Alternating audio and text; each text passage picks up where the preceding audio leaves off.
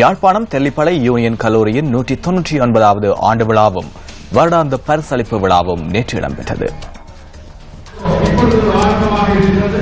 மீள்குடியேற்றம், புனர்வாழ்வு மற்றும் இந்து மத விவகார அமைச்சர் டி எம் சுவாமிநாதன் பிரதம விருந்தினராக இந்த நிகழ்வில் கலந்து கொண்டார். யாழ்ப்பாணம் தெல்லிப்பளை யூனியன் கல்லூரி 199வது ஆண்டு விழாவை முன்னிட்டு சிறப்பு மலர் ஒன்று அமைச்சரினால் வெளியிடப்பட்டது. அத்துடன் மாணவர்களுக்கு பரிசில்களும் வழங்கப்பட்டன. தெல்லிப்பளை பகுதியிலே எத்தனையோ பள்ளிக்கூடங்கள் இருக்கின்றன, இன்னும் விடுவிக்காமல். காணியை சுவீகரித்திருக்கும் ராணுவ வீரர்கள் அதை கொடுக்காமல் இருக்கின்றார்கள்.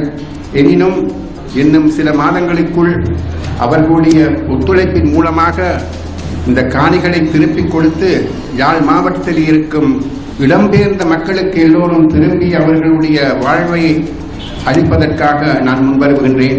வடமாகாணத்திலும் கிழக்கு மாகாணத்திலும் 137,000 வீடுகள் இடம்பெயர்ந்தவர்களுக்கு கொடுக்க வேண்டும். இன்னும் ஒரு மாதத்துக்குள் அந்த ஏற்பாடுகள் எல்லாம் முடிந்துவிட்டால் அந்த வீடுகளை கட்டுவதற்கு உடனடியாக நாங்கள் ஆரம்பிப்போம்.